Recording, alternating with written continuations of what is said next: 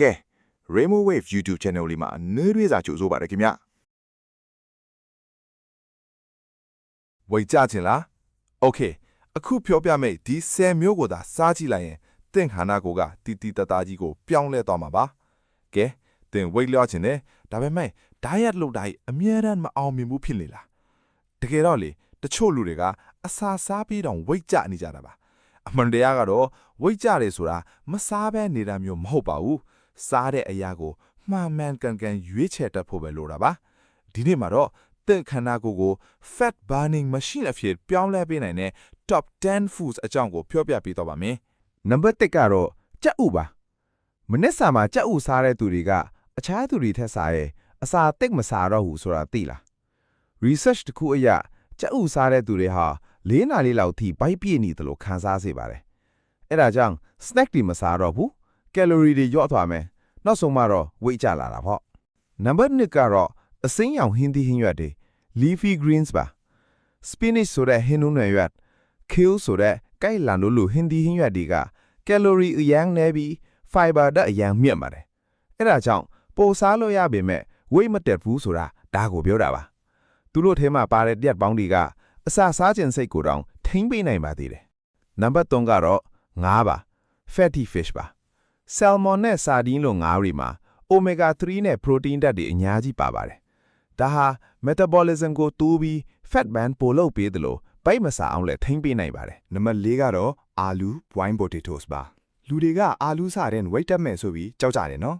ဒါပေမဲ့တကယ်တော့ပြုတ်ထားတဲ့အာလူဟာဗိုက်အပြည့်ဆုံးခံစားချက်ပေးနိုင်တဲ့အစားအစာတွေမှာနံပါတ်1အဆင့်သတ်မှတ်ခံထားတာပါဆိုလိုတာကနည်းနည်းစားရုံနဲ့ဗိုက်ပြည့်သွားတော့အလွန်အကျွံစားမိတာမျိုးမဖြစ်တော့ဘူးပေါ့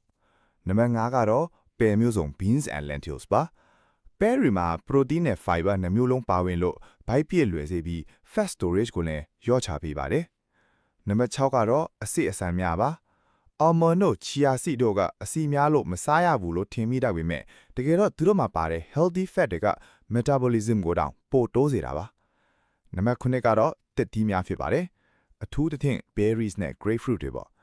grapefruit တစ်ဝက်မှာ39 calorie ပဲရှိပါတယ်အချိုကြိုက်တဲ့စိတ်ကိုကျန်းမာရေးနဲ့ညီညွတ်ဖြည့်ရှင်းခြင်းရင်ဒါကိုစားပေးပါနံပါတ်10ကတော့ whole grains တွေဖြစ်တဲ့ oats နဲ့ brown rice လို့ခေါ်တဲ့ဆန်လုံးညိုတို့ပါပဲ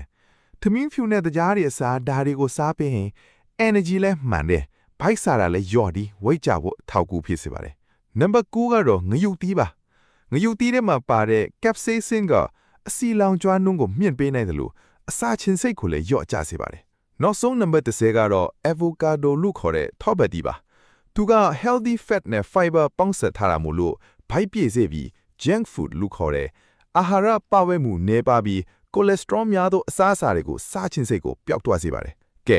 အရေးကြီးဆုံးအချက်ကိုပြောပြမယ်နော်အစားအစာတစ်မျိုးတည်းနဲ့ဝေမကြနေပါဘူး lifestyle တစ်ခုလုံးပြောင်းလဲမှထင်မှာပါ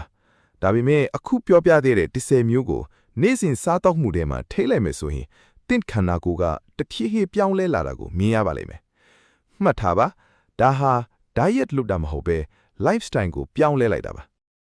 နောက်ထပ်လည်းကျန်းမာရေးနဲ့ပတ်သက်ပြီးတော့သိထားတဲ့အသိပညာပေးဗဟုသုတတွေကိုကျွန်တော်တို့ဘက်ကနေစင်ဆက်မပြတ်မျှဝေပေးသွားအောင်ပါပဲခင်ဗျာအဲဒါကြောင့်အခုလိုအကျိုးရှိမဲ့အစီအစဉ်တွေကိုမလွတ်သွားအောင်လို့ကျွန်တော်တို့ရဲ့ channel လေးကို like နဲ့ subscribe လေးလုပ်သွားပေးပါအောင်နော်အားလုံးပဲကျန်းမာပျော်ရွှင်ကြပါစေ